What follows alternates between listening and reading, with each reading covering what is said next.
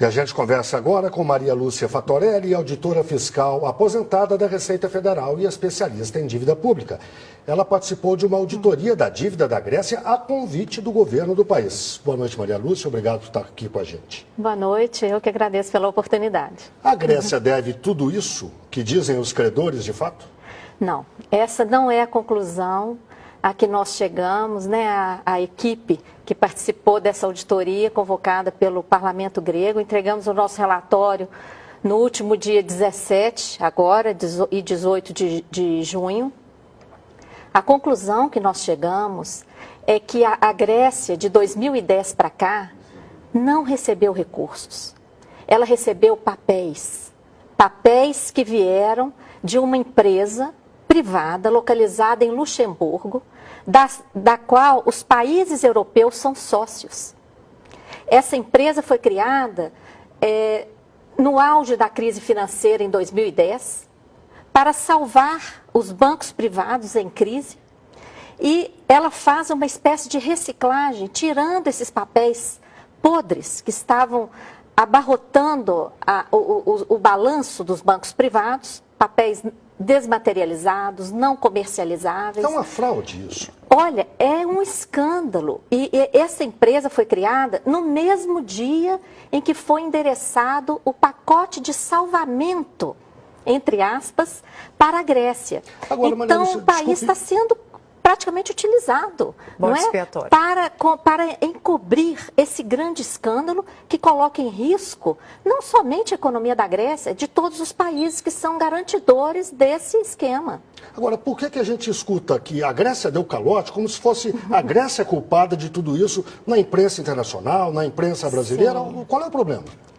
Então, nesse pacote que foi endereçado à Grécia em maio de 2010, e que está encobrindo todo esse salvamento bancário, de fato foram feitas operações como se fossem empréstimos. Só que esses empréstimos, só mesmo uma auditoria, como foi feita lá, para revelar que não são empréstimos em dinheiro, são empréstimos em papéis. Que não ajudaram em nada o país. Que não ajudaram, pelo contrário, de 2010 para cá, a economia grega encolheu mais de 30%. Os salários sofreram reduções, as pensões dos aposentados foram reduzidas em mais de 50%. O desemprego atinge principalmente os jovens, mais de 60% dos jovens estão desempregados. Enfim, é uma tragédia, uma verdadeira tragédia. E o FMI, só para responder a sua pergunta, claro. O FMI, como desde a década de 80 nós já conhecemos aqui na América Latina, ele vem em socorro, na verdade, dos bancos privados. E o empréstimo ponte que o FMI fez foi para garantir o pagamento dos juros que incidem sobre esses empréstimos de papel. Porque imagina, a Grécia não recebe dinheiro, recebe papéis, mas os juros que ela tem que pagar, os custos, os encargos desses empréstimos são exorbitantes e são em moeda corrente. Então, o FMI vem emprestar exatamente para que o país tenha como reembolsar em moeda corrente o que recebeu de papel. O que ele recebeu de papel. Ou seja, esse dinheiro, no fim das contas, vai parar no bolso dos banqueiros. Volta. É a Grécia que está ajudando os banqueiros, no final das contas. Exatamente. Agora, participa dessa nossa conversa lá, desde o Rio de Janeiro, o cientista político Emir Sader. Boa noite, Emir. Boa noite. Boa noite, Maria Lúcia. Parabéns pelo trabalho que vocês fizeram lá. Eu acho que é notável. Obrigada. Coloca a nu os mecanismos reais da exploração financeira e especulativa dos países com a Grécia de maneira mais aguda. Nessa empurra-empurra das negociações, qual foi o que mudou no que é oferecido pela Troika para a Grécia? Olha, a Troika, acho que a gente podia só dizer o que é exatamente. A Troika é o nome dado, não é? A tríade, né? O conjunto de 3 organizações que passaram a exercer toda essa pressão sobre a Grécia de 2010 para cá. Ela é conformada pelo FMI, Banco Central Europeu e Comissão Europeia, a Comissão dos Países Europeus, né? a Troika, na verdade, ela assumiu a posição de defesa dos bancos privados, não é? Ela age conjuntamente, por exemplo, todo esse pacote endereçado para a Grécia, não foi uma iniciativa grega, nenhum desses acordos, nenhum desses contratos foi realizado por uma iniciativa da Grécia ou em atendimento a uma necessidade da Grécia. Eles foram conformados por essa Troika. Foi a Troika que redigiu esses contratos. E para descobrir esses mecanismos, não foi fácil. Foi um trabalho muito árduo dessa comissão, né, de auditoria, que eu tive a honra de participar, porque são cerca de 700 páginas, escritas de uma forma praticamente inteligível, não é? Então, esses mecanismos que, na verdade, em vez de suportar a Grécia, criam ali essa passagem a limpo desses papéis para tirá-los dos bancos e trazê-los sob a forma de empréstimos, ainda por cima remunerados, né? Não foi fácil descobrir isso. E diante dessa auditoria feita, o que é que se pode fazer? É possível reverter essa dívida que pode ser chamada de irreal?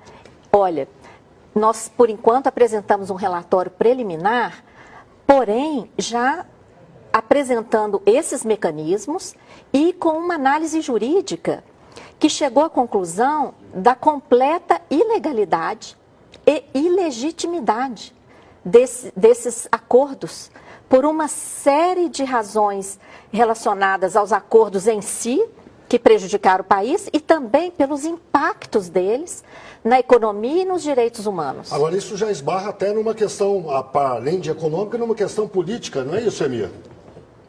Exatamente, por isso a consulta convocada pelo governo grego para domingo.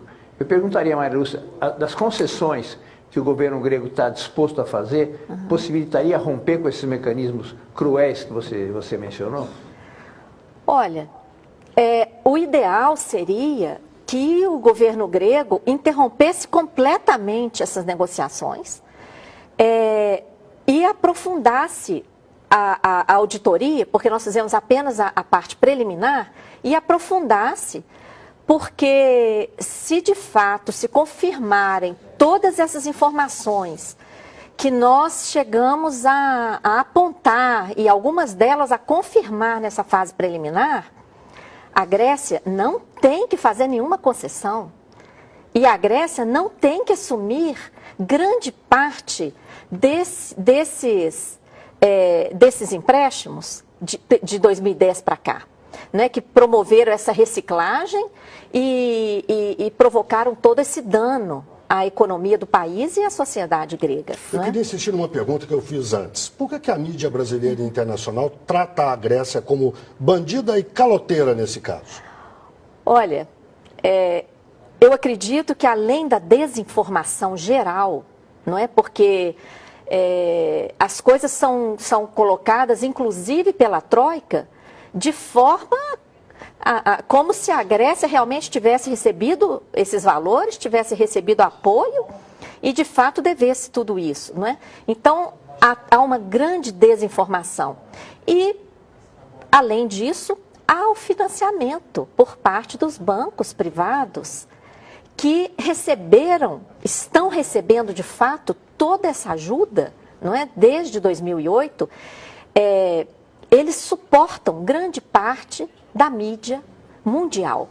Então, esse setor financeiro, que de fato está sendo beneficiado com essa situação, ele financia a grande mídia, não é? Que pena. E aí nós dificilmente teremos espaço, né, para colocar esses temas de fato, né, denunciar que os bancos estavam quebrados, que o volume, a bolha, que ninguém explica que bolha é essa, era o volume imenso de papéis fora de balanço que eles estão transferindo para os países. Que pena que tantas informações interessantes tenham que ser interrompidas agora, porque o nosso jornal tem que continuar com outras notícias que precisam ser dadas também. Claro. Mas esse é um assunto que o Repórter Brasil, de forma alguma, vai abandonar, porque eu acho que é muito interessante, é esclarecedor para a sociedade brasileira. Eu quero te agradecer muito pela presença, agradecer ao Emir pela participação, e nós vamos voltar ao assunto com certeza. Obrigado, Maria Eu Lúcia. que agradeço. Boa noite. Boa Obrigado, noite. Emir.